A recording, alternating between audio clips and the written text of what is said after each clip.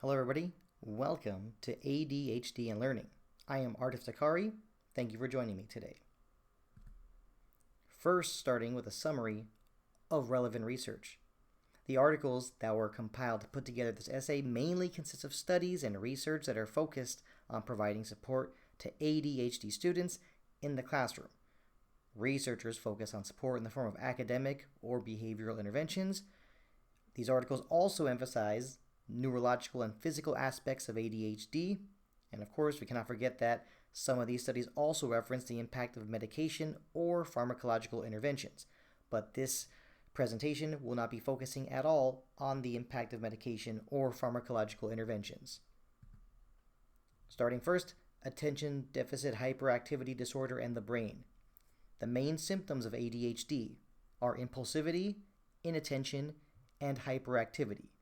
These are all connected with impairments of the prefrontal cortex, which mediates executive functions, talking of course more so about working memory and response inhibition. The prefrontal cortex is located just behind the forehead and is responsible for planning and thinking. And actually, the prefrontal cortex is better known as the executive control center.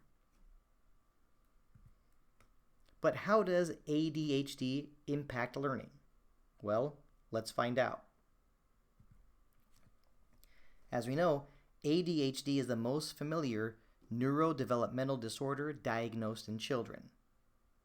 And research shows that ADHD is known to affect between 3 and 7% of school-age children. Typical behaviors connected with ADHD include inattentiveness, problems with completing assignments, difficulty following instructions, or even losing materials. Continuing on, education policies require schools to include students with special needs, and this means that every educator will experience teaching a student with ADHD. Now here is an important question. What can teachers do? Well, let's take a look. Starting with academic interventions, due to the fact that ADHD students have short attention spans, it's very useful to break assignments into smaller parts and be brief with directions. And of course, other academic interventions are modeling, peer support, and visual aids. In the area of behavioral support, I am focusing on self-regulation. The fact is, teachers can impact ADHD students in a positive way by encouraging them to monitor their own behavior. ADHD students can learn methods to manage, monitor, and evaluate academic progress of behavior, and research has shown that self-regulation can increase positive behavior and decrease off-task behavior. As for reading strategies, graphic organizers, such as KWL charts, are very beneficial. Pre-reading of comprehension questions will always be very helpful as well, and we cannot forget about brainstorming, story predictions, or classroom discussions to improve reading comprehension. Next, on the topic of movement, learning can be challenging for ADHD students because of the inability to stay focused for long periods of time.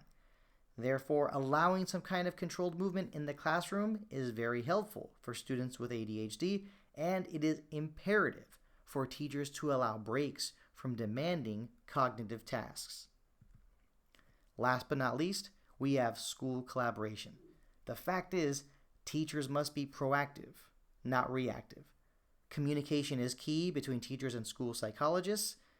Academic interventions have been beneficial in helping ADHD students strengthen skills in reading and math. The bottom line is that the key to success involves positive partnerships and collaboration. Thank you for watching this presentation on ADHD and learning, and have a nice day.